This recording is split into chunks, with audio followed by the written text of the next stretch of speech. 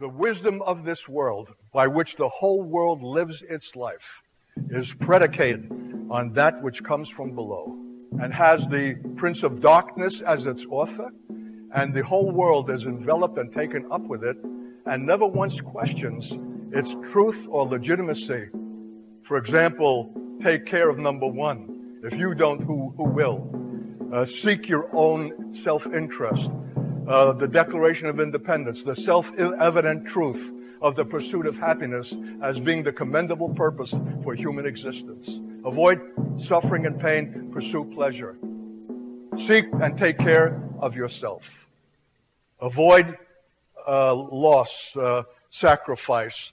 It's an appeal to self-interest. It's an appeal to self. We're playing the enemy's game.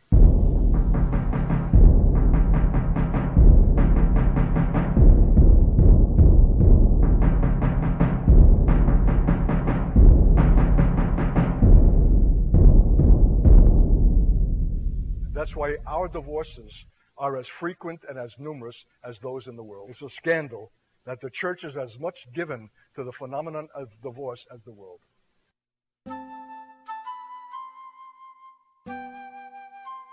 Well, I tried. I gave it my best shot. This guy's hopeless. I don't expect he's ever going to change. And I'm hearing from everyone that I still have my good looks. And while I have them, and life is short, I should drop this guy, this character, and try again. Whatever happened to covenant? Whatever happened to believing God? Whatever happened to the faith of a wife that God can in an instant snap his finger and bring those changes that could not otherwise humanly be expected?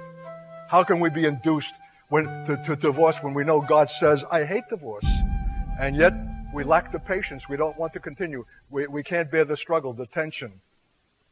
We want something conducive. How many ministers have shed wives who are not fomenting and aiding their ministry? I could name names. And overnight go from divorce to another marriage, and the body of Christ can't even blink and take notice that it has happened. Look, man, no hands. It's a quickie.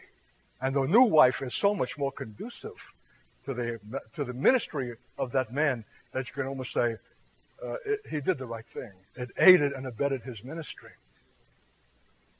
To suffer a wife that would have been difficult and a trial, and believe for ultimate resolution and reconciliation from God, that suffering in the relationship that God has given that no man should break, would have been a testimony to the powers of the air and to the church itself. But if we are ruled by a mentality that says, well, if we suffered long enough, that's enough, and it's time now to change, and I deserve it. It's another wisdom. It's the world's wisdom. So the wisdom of God will require a suffering. The wisdom of God is contrary to the wisdom of this world. It doesn't make our self-interest and our enjoyment and our betterment our first principle. The first principle is what glorifies God. What serves His purpose? What is His will in this? The man who thinks that his ministry is being aided by a much more appropriate wife doesn't know that his ministry will never be of any consequence or significance in this age. He'll be another charlatan, another glib actor, another performer. Yes, populars all get out and raking in the funds, but not affecting anything, and the powers of the air can yawn right in his face because he has removed any kind of a ground by which he would have to be recognized. He's just another performer, another one for the religious systems. The powers of the air are only obliged to recognize one thing: authenticity, reality, truth. And they can see through the appearances and therefore yawn. But they know when they encounter the reality of God in men and women. They know whom to fear. They know whom to avoid. They know whom to tremble and whom they can safely disregard.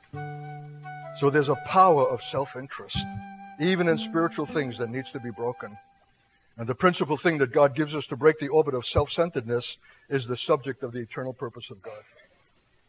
Wherever there's an obedience unto suffering, where there's a trust in God rather than a trust in yourself, wherever the power of the air sees The cross reiterated in that place and in that moment, they are defeated and set back. It is not only the cross proclaimed, but the cross demonstrated. Every time the cross is demonstrated, namely the suffering of it, the death of it, in that moment the power of it is released, and the powers of the air are required to flee. It is the demonstration of God himself. What Jesus demonstrated at the cross was the wisdom of God. It is the character of God. It is God himself. Self-sacrifice. The cross is the demonstration of God in the willingness of the God-man to yield up his life, to suffer the misunderstanding, the taunts and the jeers of his own people.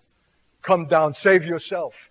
The very thing that he could not do, was willing to bear the insults, the calumny, the pain, the suffering. That willingness is the wisdom of God. It's another wisdom, contrary to that self-saving, preserving, careful for one's name, one's reputation, one's life. It's another wisdom. It's what God is. Every time we defer immediate gratification, it is an act on earth that verifies and substantiates that there's a God in heaven. So this is solely and exclusively something that satisfies the heart of God. And only those who have a concern for the heart of God and the satisfaction of that heart will make his purpose their own. The wisdom of this world by which the